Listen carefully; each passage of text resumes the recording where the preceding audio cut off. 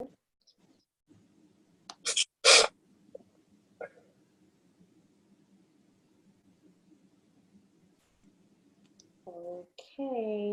Hello, everybody. Welcome to Honest Conversations, recap of the 22Q Nationwide Children's Conference. Just want to make sure that everyone can hear me. So if you can, please just comment in the comment box. I just want to make sure we're also recording this for people that might not be able to attend with us tonight. So just give me one moment. I think we're good. I'm just triple checking. Okay. I think we're good on your end too, Kapil? Yep, I see the recording sign too. Awesome.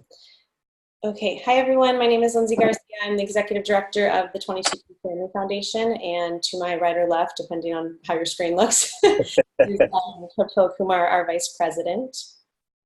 Hi, Lindsay. Hi, everyone. Briefly about Honest Conversations.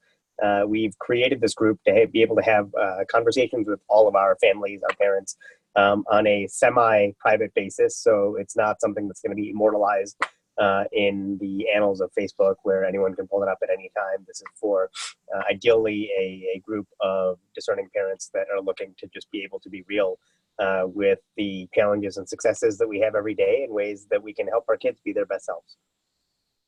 Awesome. So tonight we are going to be tackling, just to recap, both of us were lucky enough to travel to the biennial conference at Nationwide Children's Hospital in Columbus, Ohio. So this is a conference that's held every 2 years, and it's just an amazing hospital, an amazing environment for families. So if you ever get the chance to go, I highly recommend it. We learned so much, just the most up-to-date research and information, but they take very much of a family focus. And so they offered a lot of breakout sessions based on different topics that you might have been interested in. You can attend and hear from doctors directly. They also had a few keynote speakers that were going to be sharing information about that, as well as getting to really meet a lot of the amazing doctors and hear about the amazing work they do. So it's definitely a place that I recommend that you visit if you are able to, because it's pretty incredible. It was, I think for me, Kapil, it was one of the first places I've walked into, just as from a hospital standpoint, not with my child, but just there observing. And I felt like they knew what I was talking about and what my struggles were. And they knew about 22Q. It was incredible. So these are, a team of specialists. They really do a great job of coordinated care there. And when you're going to their 22Q clinic, it truly is a 22Q clinic. It's not just, you meeting with the geneticist. And so whether it's the plastic surgeon or the ENT or whoever, the speech therapist, they all have a very good understanding of 22Q and the medical needs. Yeah, I think that's definitely true. I was really impressed with them as well. And it's definitely not something that I've seen kind of in the local area. But hopefully as we increase awareness and help people understand the impact of it, we'll be able to have more clinics like this going. Yeah. So we're going to get started because we have a lot to cover. I apologize if I'm looking down occasionally because we have some notes that we took. We're going to cover different areas and feel free to write questions in the comment box and we can check those occasionally to answer any questions. But just to put a little emphasis on the point of the fact that we, this is just notes that we received back from attending the conference. We are by no means doctors. And so if it's any type of, medical concern or question, you might want to take that up with your child's doctor. So one of the first things one of the keynote speakers talked about was this word resiliency. And it's something that I think all of us in the community have at some point or have to go through at some point. But what was interesting to me is I always kind of considered it as a trait and not a process. And it's really more of a process and learning how to bounce back from really tough times or overcoming adversity. And they talked a lot about how, anyone can be resilient depending on the situation that they're put in, but it's this model approach that's important. They called it the ABC model. So the A is like the activating event. For us, obviously, maybe it would be having a child with 22Q and all the things that comes with. Then the B part of the ABC model is the belief that you tell yourself. So, our kids go through ups and downs, and sometimes it brings us to kind of lower points in our life, but we have the power to have the more positive feelings and think in a more positive way about what's going on with our child. And then the C part of that model is the consequence. So you feel and do something. So is this going to continue to bring you down, to where you just can't get through the day and everything is negative all the time and you don't have any, hope for your child? They said that he talked a lot about just the support. And so when you have support, it's possible to be resilient. It's possible to bounce back from tough times and adversity. And so I think that's something just right here we're trying to do with Honest Conversations, is show you guys that we're both parents of children with 22q. We're here for you. We're going through similar journeys, and we all can support each other so that we can all be resilient. And basically we have to do it together. Without support, it's really hard to be resilient. So that was something that I took away from the first keynote speaker. I think Kapil, unless you have see any comments in the box, we can move on, but you were going to share about some kind of health, like stat updates, just overall general updates about 22q or stats, so we could share. Yeah, these were just, I apologize in advance I'm a little bit stuffy. My allergies are absolutely nightmarish right now. So you'll see me sniffling and stuff a little bit. But yeah, the health stat updates that they gave were interesting. They said that 90% of kids with 22q tend to show some form of motor delay. A lot of these stats are things that we've heard before. However, I'm always curious as to what the updates are, because I think the populations on which they've had the statistics typically have been skewed. And so the statistics have often been a lot worse than what the reality is. So 90% from their experience do show some form of motor delay. 2/3 have palate differences. 3/4 of toddlers are nonverbal at age 2. That I was surprised about.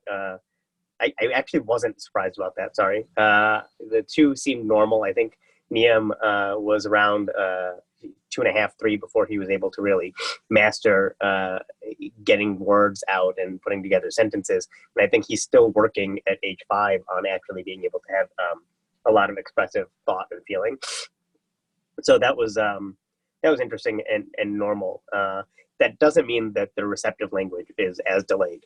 So I think with Niam, I always felt like he had a lot more that he understood and he experienced and observed than what he could express and tell us about.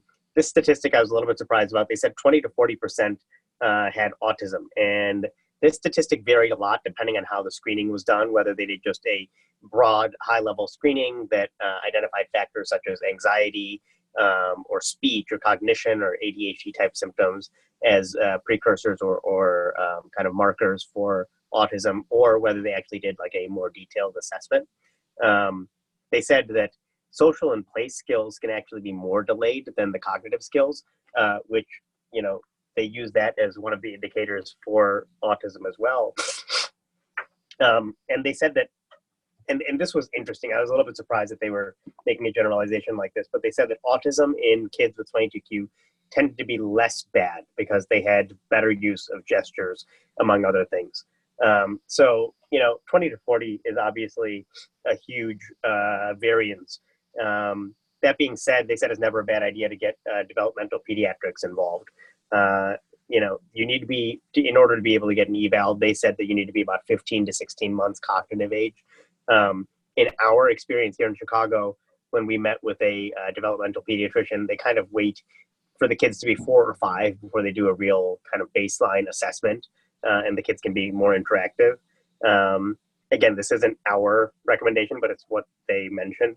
The other interesting points were they actually have a complex care division at Nationwide. I think one of their big strengths is that they really focus on the well-being of the child as a whole, and they actually try to focus on the kids being their best selves, not just from a medical perspective, but from just being kids, and they talked about that a lot. So to that end, they also have a child development center at Nationwide, and they're more and more focusing on educational supports. That's something that they talked to us about, especially with respect to Education Station. I do have a question here that said, repeat the number that are nonverbal. I didn't actually get a statistic from them on the number of kids that are nonverbal, but we do have a little bit of conversation later about nonverbal communication devices, as that was one of the platforms. But they said that 3/4 are nonverbal at age 2. And so nonverbal, you know, obviously there's some variations there as well in terms of degree. But that was kind of health stats update. Yeah. And it was interesting. I feel like my son Cohen checked the boxes for everything that they said. You know, he wasn't talking until like I don't know, his first word was maybe at 2.5, almost 3. He just started doing imaginative play as an almost 6-year-old. I mean, so much has been just like, let's line up the cars. And so I think, I know they kind of shared this too, like a lot of the percentage, the variability too, is that sometimes it's perceived as autism, but just it's really, you know, delays that our children have, because a lot of the things that they would have checked Cohen early on could have maybe been perceived as autistic traits, but he's kind of grown out of those. So yeah, similar experience here for sure. I'm just reading if there's any more comments. Okay, cool. Deb put a nice comment. She said Drew is going to be 20, and all of that is true. He's turned out to be awesome with lots of intervention, and he also won one of the scholarships from our foundation. So, okay, so moving right along because we have a lot to cover. The next topic I'm just going to briefly share about is guardianship. So we had an awesome speaker. I forgot his name, but he talked about guardianship, and really guardianship being kind of the last resort for our children. So he talked a lot about how, you know, often he hears in the special needs community that we want our children to be independent. I know I've said this before. It's something that's really, you know, I think important to a lot of parents, that, you know, when you're looking at your children that have special needs, is you want them to be successful. You want them to be as independent as possible. But he kind of went back on that a little bit and said, well, what's wrong with being interdependent? You know, having people around you that can help you become as independent as possible, but not completely doing it on your own. And although he runs, his program is based on providing guidance around guardianship, it's definitely, he said, the most restrictive thing you can do. So guardianship, for those of you that do not know, is when an individual is appointed by the court, right, to be able to control fully all aspects of a person's life. So that would be, you know, financial, health issues, pretty much everything. And so he kind of gave some other alternatives. He said, you know, if the individual is going to need financial guidance, which we know a lot of our children struggle with that as they get older with managing money, you can have a power of attorney, a financial power of attorney that they can sign. You can do a healthcare power of attorney to help deal with like the doctor's appointments and the medical needs. You can also get an assisted decision-making document. So all of these are different documents that you can have in place for your child as they get older, and, you know, when you're ready to do that, but it doesn't have to go to full guardianship. He kind of used this analogy as guardianship is like a tandem bike. So you're, as the parent, are in the front, your child's in the back. You know, you're basically controlling where that bike goes. Your child can pedal if they want, but they're never going to steer down there on their own at all. And obviously that's, to me, is completely non-independent. But then he talked about it being a power of attorney, or some of these other documents being just a bicycle or maybe a tricycle, where they may have training wheels on, but you're there to help them if they fall, or, you know, give them the support that they need. So it was an interesting conversation, but I think something that, even as having young children, something that we're always kind of in the back of our mind is how to best set them up. And hopefully down the line, we can have another webinar that we could invite someone that knows more about guardianship to be able to share that with you guys. Just trying to see if anyone has any questions about guardianship before we move on to the breakout groups. I don't see any as of now. So like I said before, go ahead and post your comments in the comment box. We're also going to be recording this. So if you want to receive a live copy of this, or sorry, a recorded copy of this later, please, you can reach out to us. So the next section, and really what the majority of what else we're going to talk about, is these breakout sessions. So Kapil and I tried to separate and attend different breakout sessions. The first one that I attended was self-care with our very lovely Rachel Hibbard, who's part of our 22Q community, along with a few other members of Nationwide Children's Hospital. And they talked all about a lot of the whole the whole nationwide conference was focused around resiliency and self-care and just mindfulness, taking care of yourself as a parent. And so she talked about ways that have helped her improve her quality of life. And one of the major takeaways that I learned that I would like everyone to practice right now is called, I believe, the 4-7-8 breath. And if you're on, Rachel, please make sure that I did the right numbers. But you breathe in for 4 seconds, you hold it for 7, and then you release for 8. And it kind of just like resets yourself. I did this the other day.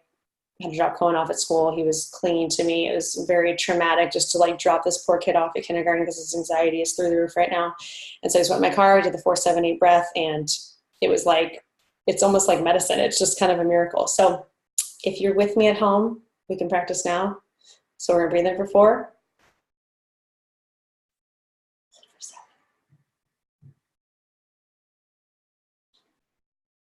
And release for 8.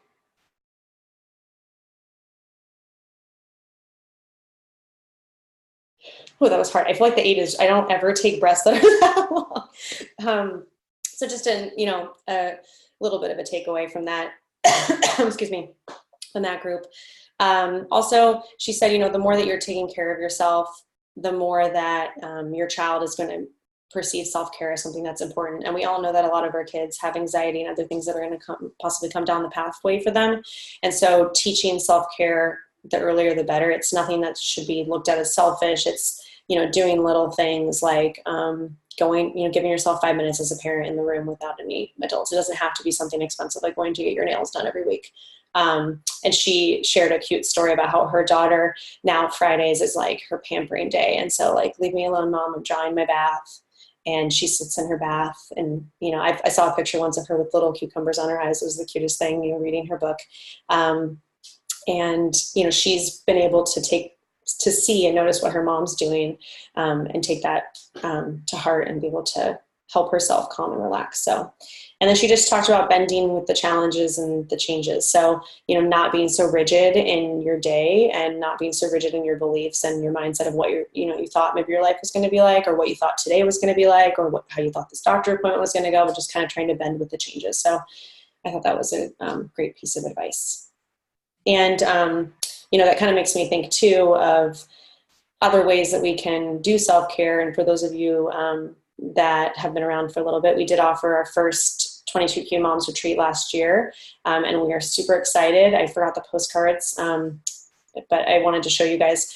But I'll be sending them out and posting about it a bunch online. Our next retreat is going to be at Spirit in the Desert again in Carefree, Arizona, and that will be November 13th through 15th of 2020, so in about a year. Won't be a year and 2 months. And then we are really excited to also be able to offer to the East Coast moms a retreat that will be most likely in the fall of 2021. So just, taking self-care to another level, and definitely a way to connect with other moms, but it's something that was life-changing for me and something that I hope as many of you can experience as possible. So Kapil's going to jump in. I'm just looking, I don't see any more questions. So Kapil, if you want to jump in and talk about the medical panel that you went to. Yeah, so the medical panel, we had an immunologist, we had a social worker, and a cardiologist. And so, it was a good group. I think the questions, people didn't have as many questions. It was a little something that, I think they need to have a little bit more prepared next time in terms of if the audience doesn't have questions. You just kind of, I think with a lot of these panels, they just launched in and said, okay, what do you guys have to ask us? And, a lot of times you just want to hear a little bit more about what they're seeing and the updates. And so, just kind of on that front, a few things that they did have that kind of anecdotally they talked about. One was immunology. That was another specialist they had there, an immunologist. Immunology, they said that even if people aren't immune deficient to begin with, something that's obviously worth checking over time. Also, even if kids have a weaker immune system when they're born, they may develop T cells a little bit later. 2/3 of kids with 22q actually have a smaller than normal thymus. And what was interesting to me is many times they said that even if they have a thymus, it may not descend. And so when Niam had his open heart surgery, they didn't remark on his thymus and whether they had to remove it or whether it was there. and his immune system has actually been okay. So it leads me to believe that maybe it just hadn't descended. I thought that was interesting.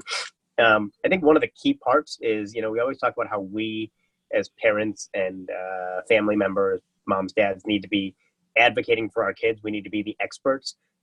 They made a really good point. You need a doctor that knows about 22q. You need someone that's going to be on your team, that's able to keep up with the research and understand what it means, where people are going and why it's important, and also be able to, keep track of what you should be getting checked out, why you should be getting it checked out, or what isn't relevant for you in your particular case. So I thought that was really something that was worth repeating.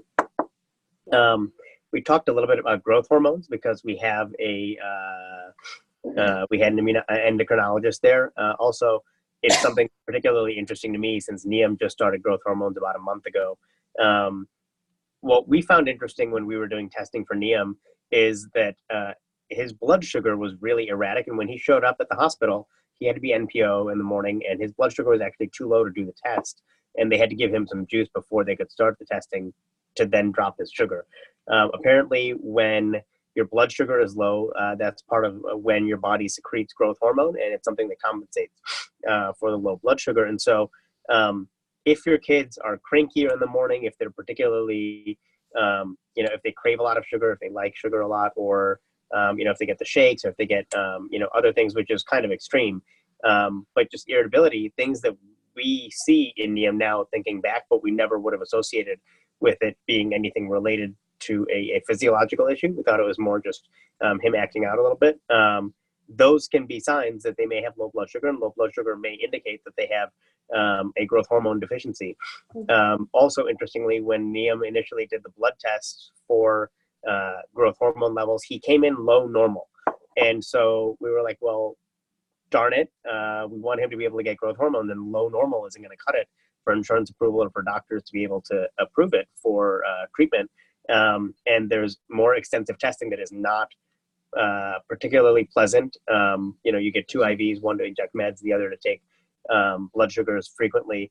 But that showed that he was in fact deficient. And so, I think this is going to lead to one of those things that we emphasize often, and that most good providers will emphasize often, that you guys are the parents, you know your kids best. And so if you feel like there's an issue, advocate for them. Having someone on your team will only help with that if they're knowledgeable about it. The other thing I'll touch on, we all likely know that everyone tends to be deficient in vitamin D. My wife likes to be out in the sun. I don't spend as much time out in the sun. And so she may be a little bit less deficient than I am. But what I didn't realize is that vitamin D is apparently critical to good calcium levels and good bone health. And we know that calcium is something that's an issue for a lot of our kids anyway. So vitamin D, yes, whole milk with vitamin D, whatever works. We should make sure that we're checking the levels and that we're keeping them at a reasonable level of vitamin D in their bodies as well. Great. I don't see any other questions, so we're going to keep rolling through. I know we're throwing a lot of information at you guys, but if you do have any questions, please feel free to comment. Again, if you're just joining us, this is a recap of the nationwide 22q Children's Conference that happens every 2 years that we just attended last weekend. Okay, so we're going to move on to another breakout session. So for those of you that know or do not know, we have a career coach that started with us about 2 years ago named Jason Osborne, and he runs our Career Pathways program. This is a program that is mainly designed for young adults, so starting as early as like early teens through adulthood, and also for parents, parents that have had to change their job or career after having a child with 22q. And the program basically is set up where you can work one-on-one with Jason. He'll help, with resume building, interview skills, but we also have an online platform that allows the 22q individuals and or the parents to have one place to organize everything. So whether they're searching for colleges that meet their interests and skills, jobs that are based on their, their interests or their needs. And then he kind of helps guide them through that online process and helps them find jobs and or colleges. So it's an amazing program that we launched 2 years ago. And he was actually invited by Nationwide to be one of the keynote speakers to talk about vocational and adult transition. And this is something that since the start, since we started the foundation 3 years ago, it's been an outcry from the community of how we need to help support this group transitioning into adulthood. And so he had a breakout session after his talk that was about adult transition, and it was really casual. I was probably the person in the group that had the youngest child. So there was a lot of questions around, what kinds of jobs have you found these kids, or how are you working with vocational schools? But a couple takeaways that he shared were internships are huge for our community.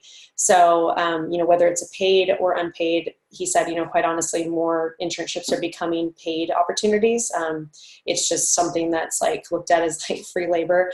And so more, especially larger jobs and employers are starting to pay for internships. But he said, think outside the box with internship.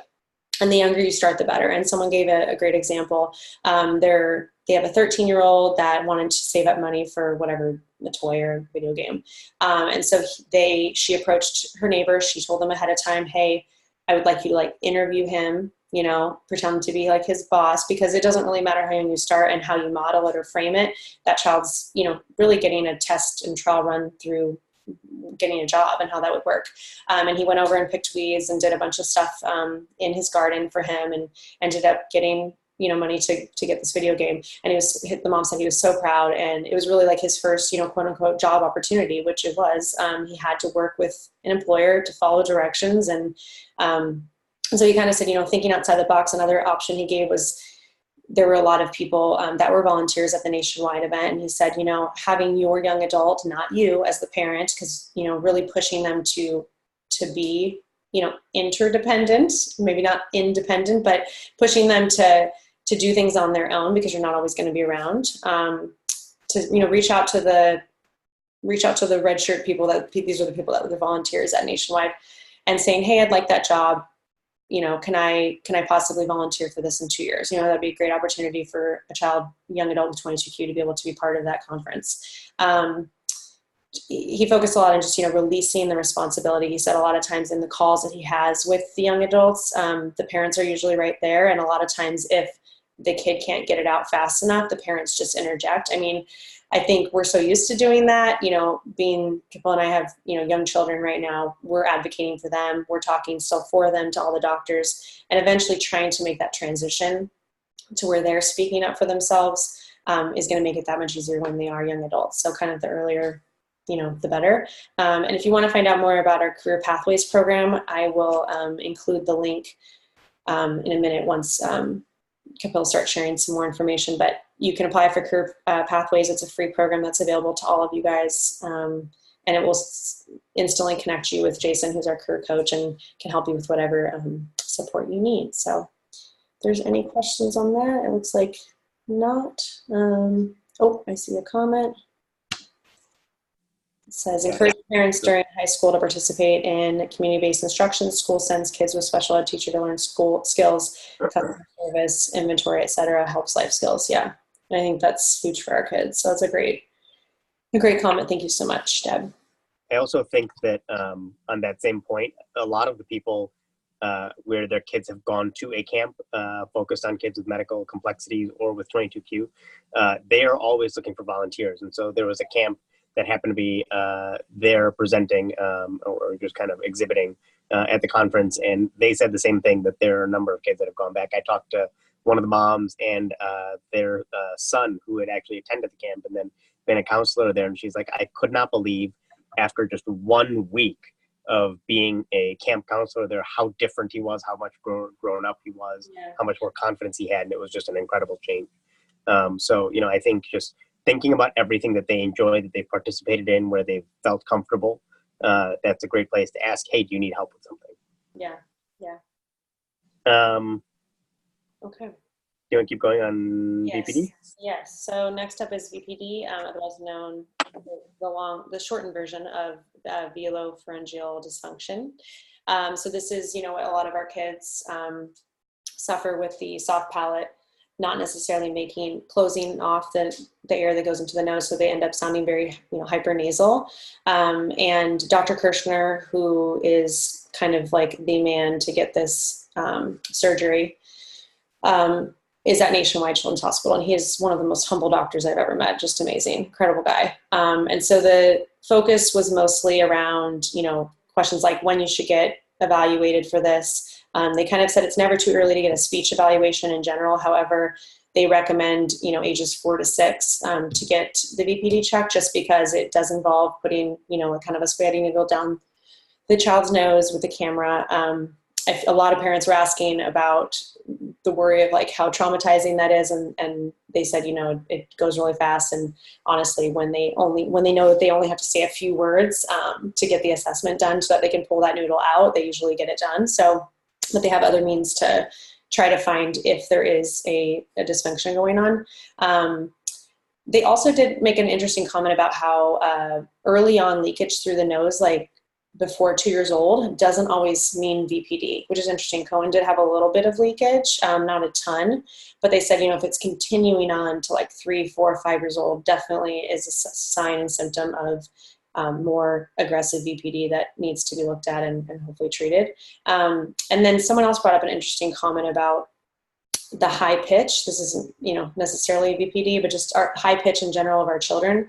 They tend to have a higher pitch, and they do not know why this is. They haven't been able to figure out why, but they did say it lasts longer in boys. So oftentimes boys in going through puberty, which that will most likely be our children, that oftentimes it takes them a lot longer to find their lower register. And so they are perceived, as a little bit younger just because their voices are a little bit higher. So I'm wondering if anyone in the community that's listening has any experience with that. But I do see that some people are commenting, and someone said that their child had surgery with Dr. Kirshner. So that's awesome. I'm sure you would agree that he seems like a pretty incredible doctor. I haven't, used him for any surgeries, but I've only heard amazing things about him in person this weekend. So. And he was just so personable and engaged and involved at the conference. That was really impressive. Yes, Jackie, I will connect with you definitely on this later. Rachel, thank you for the plug. Yes, I think that's one other point that came up. There were some 22Q adults there as well whose children also had 22Q. And they said, can we use Jason's services as well?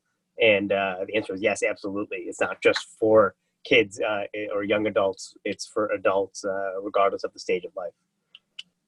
The next panel that I attended, I don't think there's any more questions right now, was caring for complex kids, which obviously is something that is familiar to all of us. And so, some of it was a little bit repetitive of what we needed earlier, or what we talked about earlier. It was that you need a good quarterback, a good pediatrician, or a specialist on your team so that they can follow the guidelines, understand what the recommendations are, how those recommendations are changing, and know, for example, that there's a 22Q growth chart. So we're not going to start, diagnosing failure to thrive just because they're not in, the 10th or 25th percentile, but they're following their own curve. That's okay.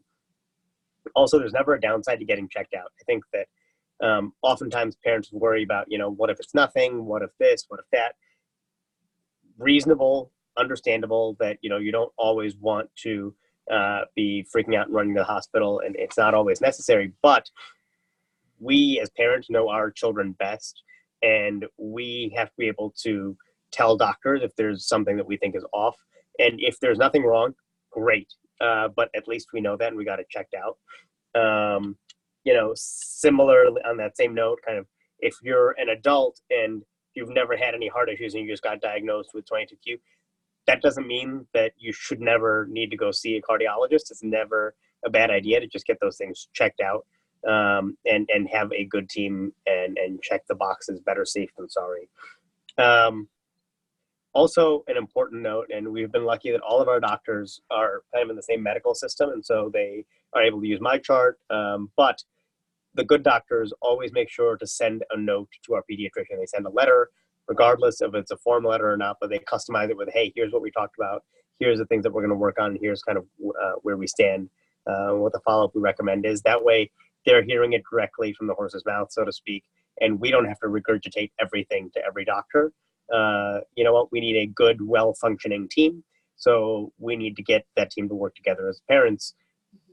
They also mentioned that, parents need to understand the diagnosis and kind of keep a list of the medications, the doctors and the primary doctors for each specialty and the contact info, but we shouldn't be the ones that are conveying the medical information.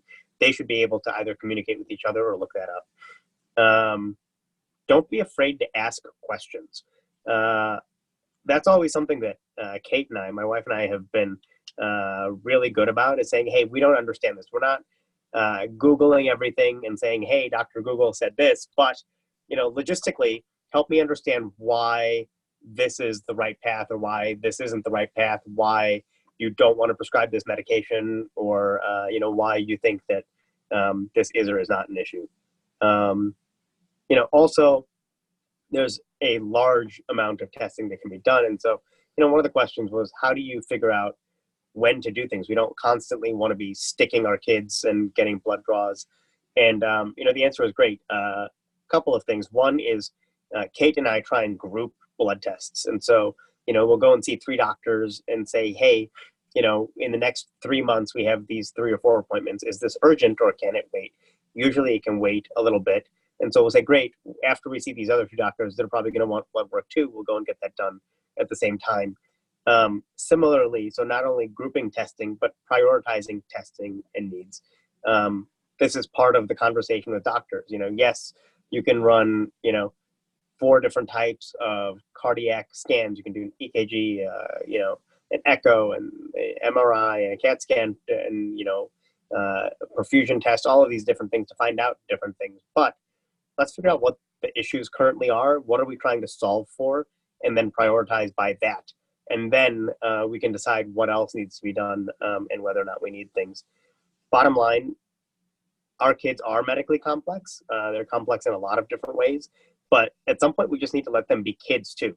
And that goes back to, the guardianship. That goes back to, when do you need to advocate for them and step in? When do you need to be their voice versus let them use their voice on their own? And it's just, we know our kids best, and we need to be able to know ourselves well as well, and be able to know when to take a step back. Couple other quick things. There was a panel on nonverbal communication devices. And that's something that I don't have personal experience with, but it was interesting to hear about, especially considering that many of the kids, they said 3/4, I think, are nonverbal by age 2, which is still young. But, I know that this is something that continues for a while, especially when they have better receptive speech than they do expressive. We have a comment here: follow your gut to interview your doctors. If they're not, yes, absolutely. Deb, if they're not the right fit, make a change. We do this. We've done this frequently. We've done it regularly. We've done it with our therapists as well. And even if a therapist is a good fit, like OT, PT, SLP, that doesn't mean they'll continue to be a good fit as their as your child's needs change. So when Niam was a newborn out of open heart surgery, that first year we had a great therapist that focused on things for people that were largely immobile. And after the end of that first year, he was doing really well, and it was kind of beyond her scope. So absolutely talk to your doctors, make sure it's a good fit. You need to be able to have a good rapport and a good relationship. Trust is key. Nonverbal communication. Never too early for a device, they said. Granted, many of these panels may be a little bit skewed depending on the topics and who's presenting, but they said it's never too early for a device. Never give up hope for speech. Someone said, look, my kid is 13 and they are still nonverbal. When do you just give up? And they said, you never give up. You never know what the challenges they're facing are. You never know. I mean, sometimes you do know, but oftentimes, if it's not a physiological thing, they may just start talking. People asked if there's a downside to the assistive devices. Like, for example, if they can start expressing themselves via the assistive device, are they less likely to talk? They said, no, absolutely not. That is not the case. In fact, it might be the opposite. Once they are able to start expressing themselves and their level of frustration and anxiety and stress goes down, they may actually just be able to start talking, little by little, but they may have some progression rather than it being a hindrance. Another interesting note was, we all as parents see this a lot, I think, especially with medical providers that aren't as familiar with 22q, making diagnoses like autism, for example, that may not be correct. They just fit loosely the symptoms that our kids are showing. And so apraxia was one of these diagnoses that they talked about. Our kids have delayed speech. They have, some palatal insufficiencies or weakness, and that may not be apraxia. So, again, your kids best, and ask questions. What does that mean? How do you diagnose it better rather than just, yeah, that sounds about right.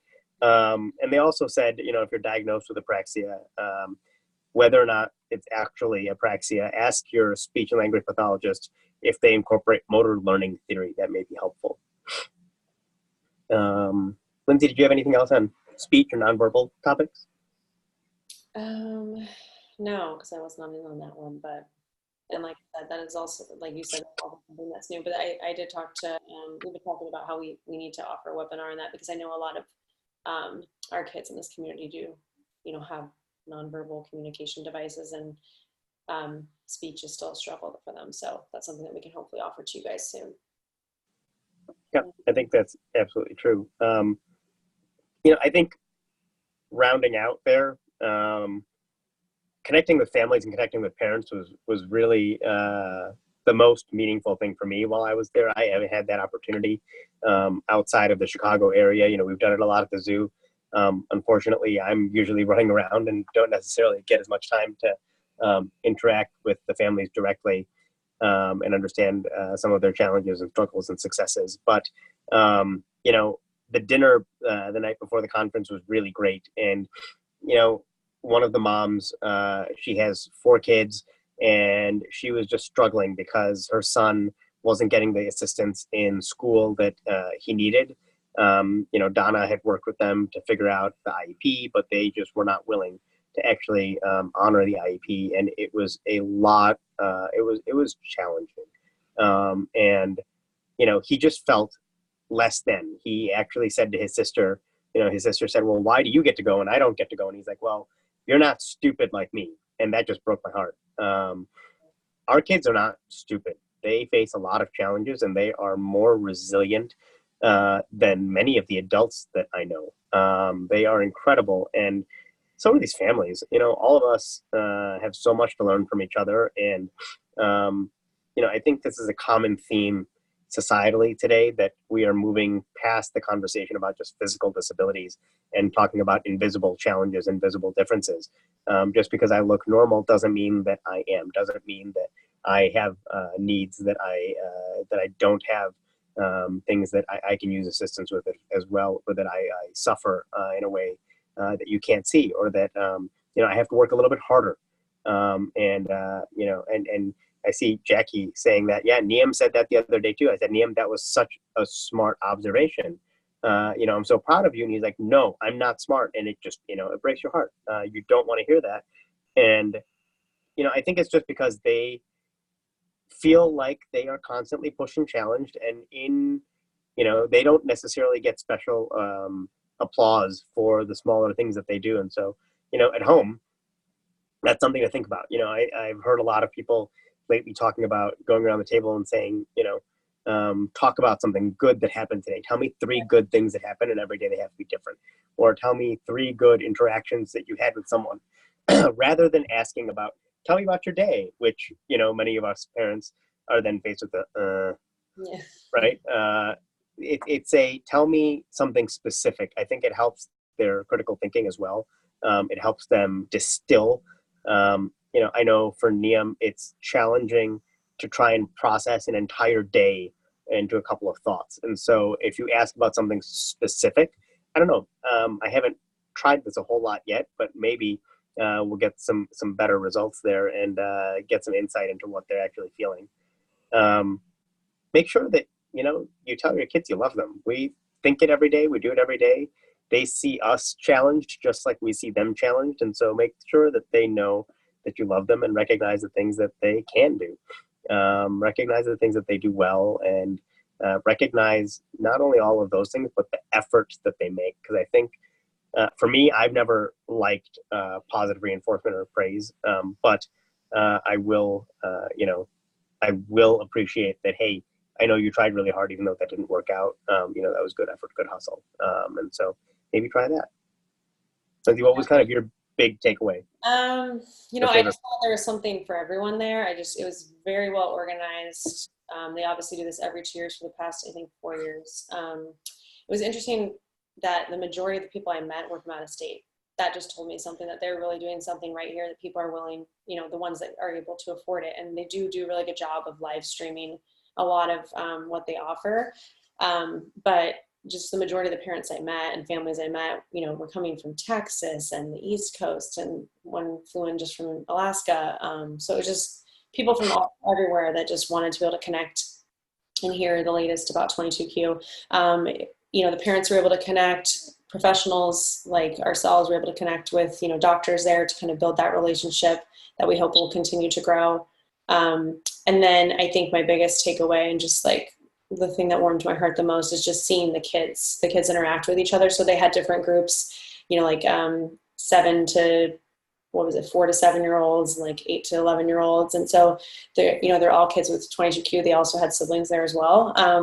But I went out to dinner with a few of them, and I was going to share this cute story. They're a little girl who I will keep some privacy involved, but a little girl who's around the age of 11 was sitting at dinner next to a young adult with 22Q who was in her 20s.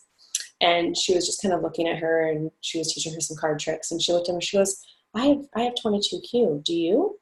And the older girl said, yeah, I have 22Q too. And she goes, I'm the only one in my family that has 22Q.